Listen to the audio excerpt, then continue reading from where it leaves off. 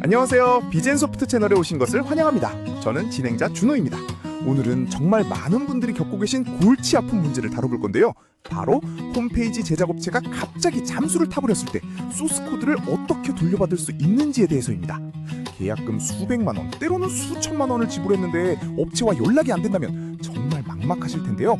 오늘 전문가 유나님과 함께 이 문제의 현실적인 해결책들을 하나하나 짚어보겠습니다. 유나님, 홈페이지 업체 잠수 문제가 실제로 얼마나 심각한 상황인가요? 준호님, 이 문제가 생각보다 훨씬 심각해요.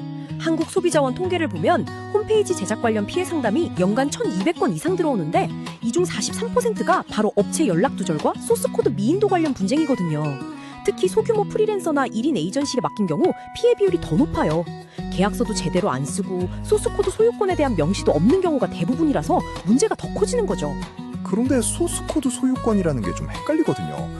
내가 돈을 냈는데 왜 내 것이 아닌 건가요? 이게 가장 큰 오해예요. 많은 분들이 제작비를 지불했으니 당연히 소스코드도 내 것이라고 생각하시는데 법적으로는 전혀 달라요. 한국저작권법에서 소프트웨어는 창작물로 분류되거든요. 그래서 개발자가 코드를 작성하는 순간 저작권은 자동으로 개발자나 개발사에 귀속돼요. 의뢰인이 소스코드를 소유하려면 반드시 계약서에 저작권 양도 조항이 명시되어 있어야 합니다. 구체적으로는 제작 완료 및 잔금 납부 시 소스코드를 포함한 모든 저작권이 의뢰인에게 이전된다는 내용이 있어야 해요. 그럼 업체가 잠수를 탔다는 걸 확인했을 때 가장 먼저 해야 할 일은 뭔가요? 골든타임을 놓치면 안 되거든요. 첫 번째로 모든 커뮤니케이션 내역을 즉시 저장해야 해요.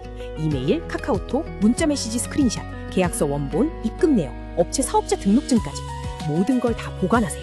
두 번째는 내용 증명 발송이에요. 법적 구속력은 없지만 공식적으로 요청했다는 사실을 증명하는 중요한 수단이거든요. 세 번째로는 서버와 도메인 권한을 확인해야 해요.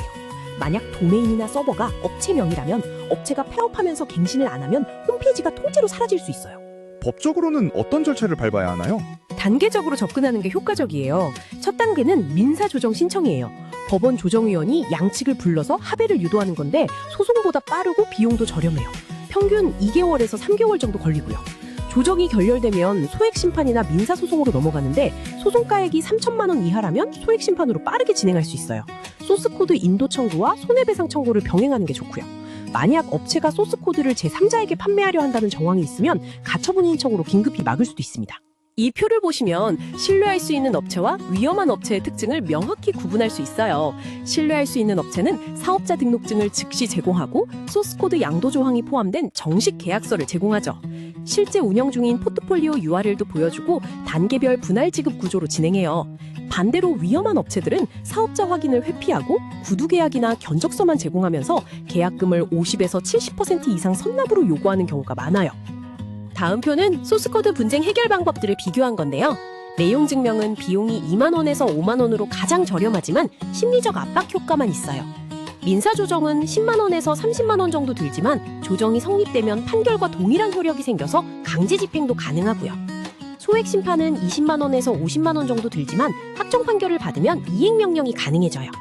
형사고소는 무료이긴 하지만 소스코드 회수가 직접 목적은 아니라서 별도로 민사 절차를 병행해야 합니다. 실제 사례는 어떤 게 있나요? 성공 사례 중 하나를 소개할게요.